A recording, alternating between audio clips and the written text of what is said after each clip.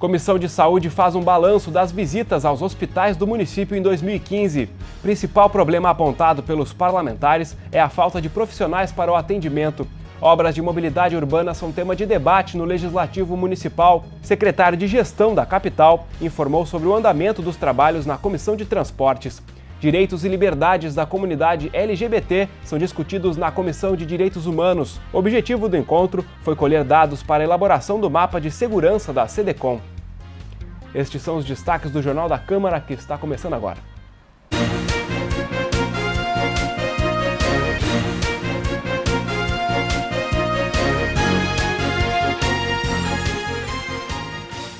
Olá, o assunto que abre o Jornal da Câmara de hoje é a situação dos hospitais da capital. Nesta semana, a Comissão de Saúde e Meio Ambiente se reuniu para fazer um balanço das visitas realizadas nas unidades de saúde de Porto Alegre desde o início do ano. Um dos principais problemas apontados foi a falta de profissionais. O encontro no plenário Ana Terra reuniu servidores e aprovados em concurso para técnico de enfermagem. Eles pediram mais atenção do poder público com a saúde da capital. Dentre os principais problemas verificados está a falta de pessoal. Para se ter uma ideia, em 3 unidades, Pronto Atendimento Cruzeiro do Sul, Hospital de Pronto Socorro e Hospital Presidente Vargas, há um déficit de aproximadamente 240 técnicos de enfermagem. Aqui na reunião, aprovados em um concurso de 2011, cobram mais agilidade na contratação. E a pressa se justifica, pois a vigência do concurso encerra em janeiro do ano que vem. No encontro, o líder do governo, vereador Kevin Krieger, garantiu que nos próximos dias o Executivo deve enviar para a Câmara Municipal um projeto de lei que transforma cargos de auxiliar de enfermagem em técnicos de enfermagem. A medida vai abrir 63 novas vagas. A saúde tem feito um trabalho de organização para ver quantos técnicos de enfermagem realmente precisam em cada equipamento dos hospitais, das unidades de saúde, de pronto atendimento. E a gente vai poder ter uma avaliação de realmente quantos faltam, mas sem dúvida nenhuma, esses 63 cargos novos já vão dar uma boa tranquilidade, principalmente para aqueles serviços que têm um atendimento que necessitam, né, de um atendimento cada vez mais especializado. Essa era uma das reivindicações, então serão 63 vagas, né, com essa transformação do cargo. Então, acho que o principal encaminhamento diria isso, sem falar em o pessoal da Loma do Pinheiro reivindica, por exemplo, uma reunião com o prefeito, que o próprio líder do governo se comprometeu em articular, né? Então, acho que foram positivas nesse sentido. Foi fruto de várias visitas e ontem um fechamento e uma pauta central, que é o chamamento dos concursados. A representante dos aprovados no concurso 470 afirmou que o projeto era aguardado há mais de 3 meses. Segundo Sara Bitello, é um avanço, mas é preciso ampliar as contratações.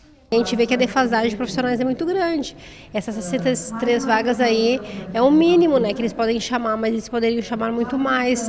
No PACS, os pacientes chegam a ser violentos, né, e os familiares também em função disso aí, por causa da falta de funcionários, daí demora o atendimento, né, os pacientes ficam agressivos. No HPV tem toda aquela função ali que só no inverno funciona, depois no verão fecha os leitos. No HPS tem um quadro muito envelhecido também, tem pessoas que estão esperando aposentadorias em casa porque não podem trabalhar mais. Ninguém da cúpula da Secretaria Municipal da Saúde compareceu à reunião.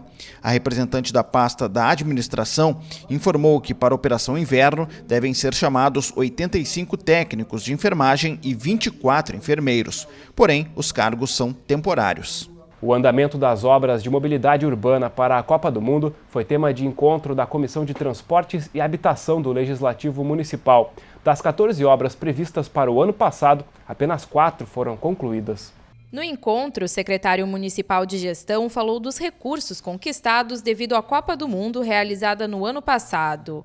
Sede do Mundial, Porto Alegre recebeu mais de 800 milhões de reais do governo federal para realizar as obras de mobilidade urbana. Dos 14 projetos previstos, apenas 4 ficaram prontos para o evento esportivo. As que foram para a Copa efetivamente foram realizadas. Se olhar a duplicação da Edivaldo Pereira Paiva, olharmos o corredor da Padre Cacique, as 3 luas transversais, o próprio da Piero Borda, né, a DIB do Nascimento, foram todas obras concluídas para a Copa. Também a própria entrada de Porto Alegre, lá junto a Júlio de Castilhos, né, também o viaduto ficou pronto. Então essas obras que tinham a ver mais diretamente diretamente com a Copa, todas ficaram prontas. O corredor de ônibus e o viaduto da Bento Gonçalves devem ficar prontos até o final do ano. O corredor da Avenida Protásio Alves também está em fase de conclusão.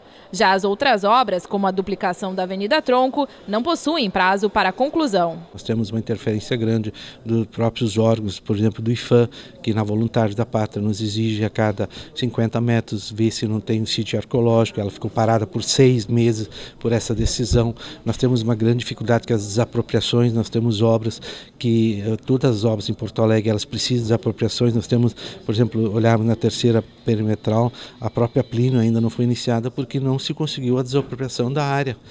Na Voluntários, o processo depende de desapropriação. Então, são interferências que estão fora da governança da Prefeitura e que interferem no dia a dia do andamento das obras. Os vereadores, membros da Comissão de Transporte e Habitação, devem verificar cada uma das obras de mobilidade. As datas para a visitação ainda não foram definidas. Nós temos já 4 obras finalizadas e todas as outras ele estabeleceu em que etapa ela efetivamente está.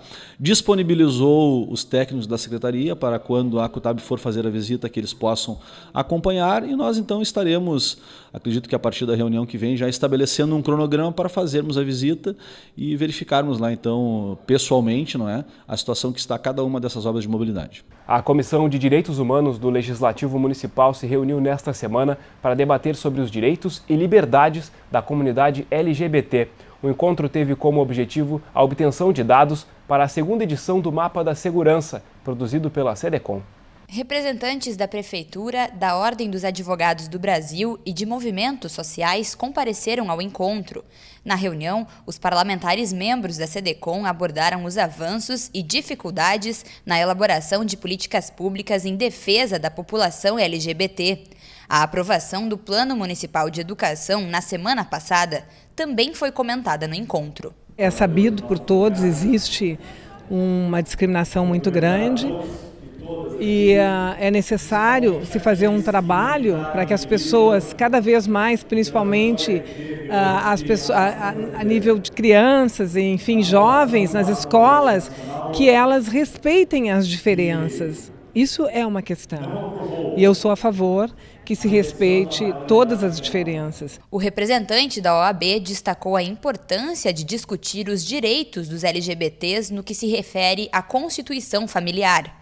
Desde 2009, existe na OAB a Comissão da Diversidade Sexual, com o objetivo de auxiliar os advogados na resolução de conflitos. A Comissão da Diversidade Sexual, junto com os movimentos sociais, elaborou um projeto de lei que vai ser apresentado ao Congresso Nacional por iniciativa popular.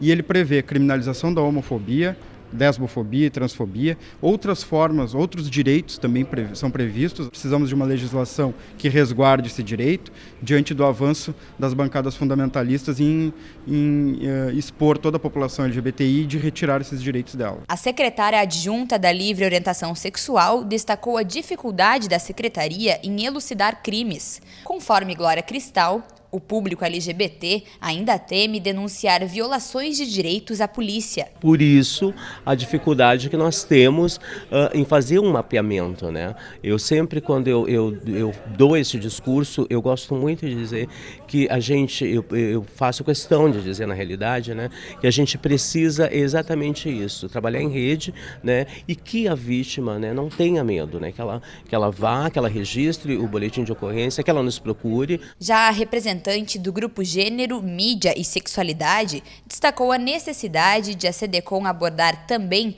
o papel da mídia na construção de políticas públicas para os LGBTs. Conforme a jornalista Pamela Stocker, a Prefeitura deveria resgatar a existência do Conselho Municipal de Comunicação. O GEMES considera muito importante a retomada desse conselho para que haja um espaço de discussão mesmo, de problematização dessas pautas que envolvem a comunidade LGBT, né, e que seja trazido para que a sociedade civil, para que as organizações jornalísticas, a própria publicidade, né, possam ser discutidas, possam ser trazidas à tona para discutir junto com essa própria população também, né. Como encaminhamento, os vereadores da SEDECOM propuseram a criação de um projeto de lei para combater todos os tipos de discriminação de gênero em escolas municipais. Nós tiramos 2 encaminhamentos que, para mim, como presidente, são muito importantes. Reapresentar um projeto de combate à discriminação contra a população LGBT LGBT dentro da escola e fazer um seminário sobre sexualidade e identidade de gênero pela comissão para os professores da rede municipal, construída com os professores da rede municipal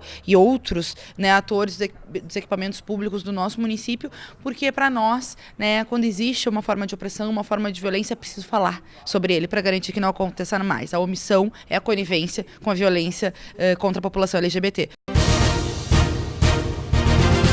Nesta quarta-feira, o presidente da Câmara Municipal se reuniu com representantes da NSG Capital, empresa investidora e administradora do projeto de revitalização do Cais Mauá. Os empresários entregaram aos vereadores os estudos técnicos para a implantação do empreendimento. Segundo Luiz Eduardo Franco de Abreu, as obras devem começar no ano que vem. Vai-se ter audiência pública, depois da audiência pública, a aprovação do estudo, a aprovação do projeto, a aprovação do estudo de viabilidade urbanística, finalmente a emissão da licença prévia, da LP, depois a LI. A gente acha que no final desse ano, no começo do ano que vem, a gente pode ter ali. A primeira etapa, que é a etapa dos armazéns, seriam 2 anos de obra, depois das licenças todas. A fase seguinte é a fase do shopping, a terceira fase é a fase das torres. O presidente da NSG Capital revelou que a revitalização do Cais Mauá vai custar mais de R$500 milhões ao consórcio responsável pela obra. Além da restauração dos armazéns, o projeto inclui a construção de um shopping center. De acordo com os estudos, o empreendimento vai gerar 29 mil empregos diretos e indiretos, além de mais de R$200 milhões anuais em arrecadação de impostos. A obra também vai criar novas praças públicas. Segundo o empresário, a área verde no centro da capital aumentaria em 60%. Os vereadores da capital aprovaram nesta semana um projeto de lei que nomeia uma das novas ruas abertas no entorno do estádio Beira-Rio. 2 documentos propondo nomes de outras vias próximas ao local também foram discutidos e geraram polêmica no plenário. O projeto, de autoria da mesa diretora, denomina como Rua Carlos Medina o logradouro anteriormente conhecido como Rua C, Esporte Clube Internacional. Medina foi um dos carnavalescos mais famosos da capital. Além dessa, outras 2 ruas ao redor do Beira-Rio, conhecidas como A e B, necessitam denominação, o que deve ser feito por um projeto de lei do Executivo ou do Legislativo do município. A Câmara Municipal, assim que as ruas começaram a ter uma conformidade ali, que eram diretrizes, assim que elas passaram a ser instaladas, a Câmara pediu a manifestação do Esporte Clube Internacional, porque os vereadores jamais tiveram a pretensão de nominar as ruas ali. Inclusive, alguns vereadores que haviam encaminhado projetos abriram mão da autoria para que a mesa diretora pudesse apresentar. Isso o que significa? Que a partir da indicação do Esporte Clube Internacional, a mesa indica em nome de todos os vereadores. Em 2013, ficou acordado na Câmara que o nome da Rua C seria destinado a homenagear o público carnavalesco, enquanto que as ruas A e B trariam nomes indicados pela diretoria do Internacional.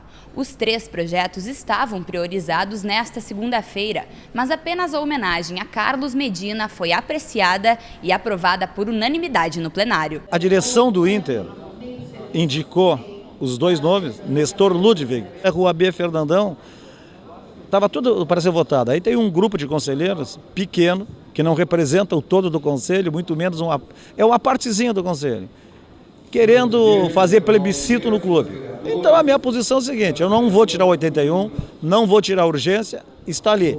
Mas dei um tempo a eles falarem com o presidente Vitório Pífero ou com o ex-presidente Giovanni Luigi. Como foi a direção do Inter que indicou, só a direção do Inter pode dizer que não quer os nomes. Para o vereador Marcelo Esgarbosa, não cabe à Câmara Municipal decidir sobre o nome dos logradouros.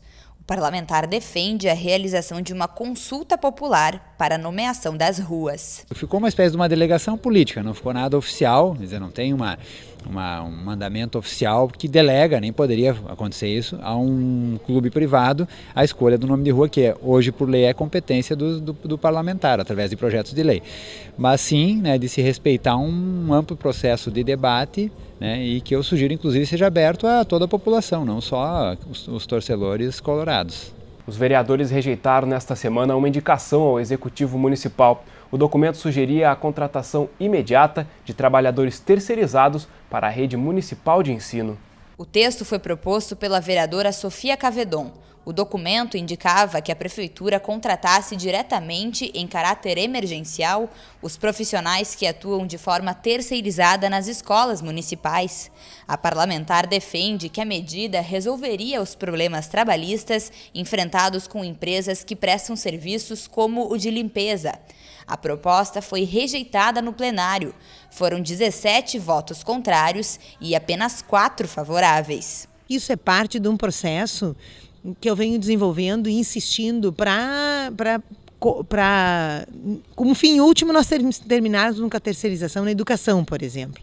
Que eu acho que a educação, o funcionário dentro da escola é um educador também, a gente deve rumar para um grupo estável. Foi um esforço, foi rejeitado, comprovando que o governo não tem interesse em resolver o problema da terceirização, em especial na educação. A Câmara Municipal concedeu o diploma de honra ao mérito à empresa imobiliária Auxiliadora Predial. A cerimônia aconteceu no plenário Otávio Rocha durante sessão solene.